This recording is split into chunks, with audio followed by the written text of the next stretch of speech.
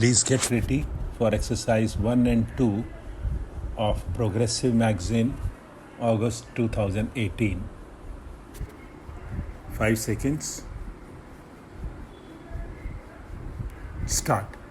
The Women's Reservation Bill has been pending for years and years together. In the last 5 years, we were disappointed because repeatedly we were being told that the Women's Reservation Bill would come, but even the introduction of it had to wait till the very end of the government. And therefore, the seriousness of this government in introducing the Women's Reservation Bill and seriously approving and supporting that Women's Reservation Bill was itself doubtful. The government has said that they intend to do so. If the government does so, I'm sure as far as the BJP is concerned and as far as other segments of this house are concerned, we would strongly stand behind the government in supporting that bill in any form for the women in the next 100 days. I am glad that my friend who is also going to support us and the government on this bill corrects me.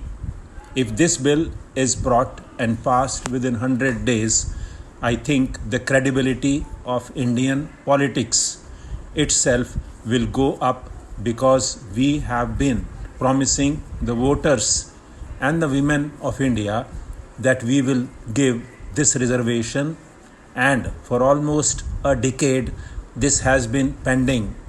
It is about time that we did it in the next 100 days.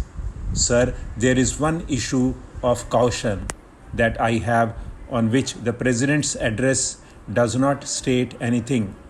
During the earlier tenure of this government, in the last 5 years, there was a lot of debate as far as the Indo-US nuclear deal was concerned.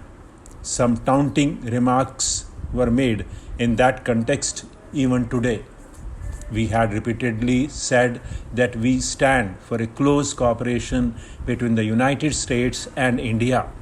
But the nuclear deal should not merely be the touchstone as far as determining that relationship is concerned.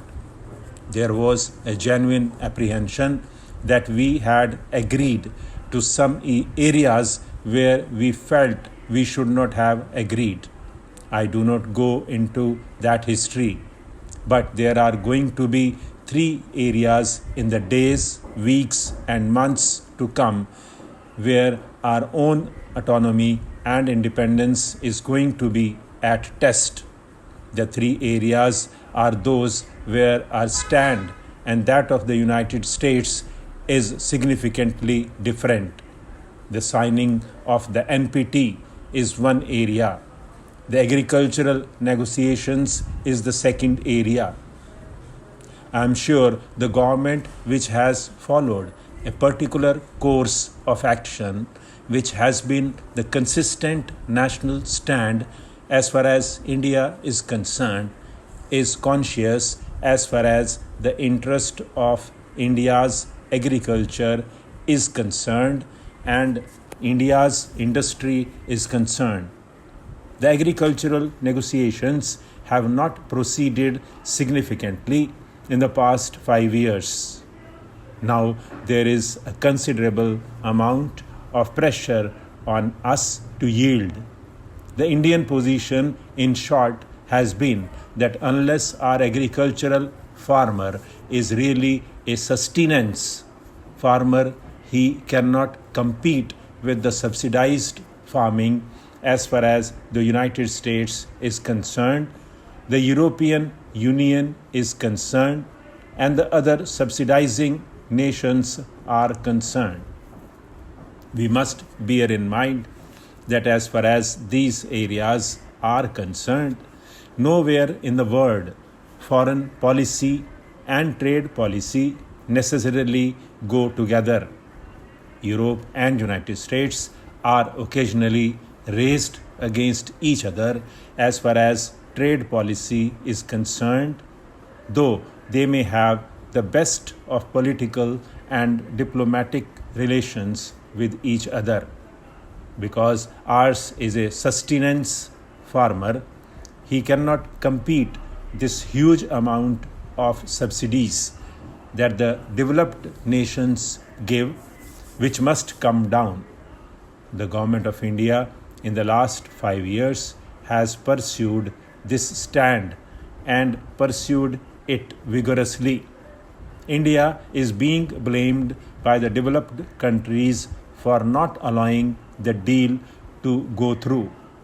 On the contrary, we are being told that you reduce your tariffs so that the subsidized agriculture can come and invade the Indian market. Even if it did not invade the Indian market, it will at least prevent our surplus from going into the global market, compelling our agricultural produce to be dumped in our own market and depress our prices. So those subsidies really are a death knell as far as the Indian farmer is concerned. Without any significant reduction in those subsidies, by just concealing them into the environmental category in the green box, today there is an effort to get us to fall in line and sign that deal. I wish to caution this government that this is one area where the government would not yield and stand by what our conventional Indian position is. The climate change negotiations are currently on. There also the effort is that the developed countries have already had and tested the fruits of development. They have a huge amount of industrialized growth, and therefore their emissions or what pollutes the environment is far higher than us. Now the entire effort is to trade in that pollution and ask the developing or the weaker countries to buy it because our emissions are reasonably low from latest scam order. Stop.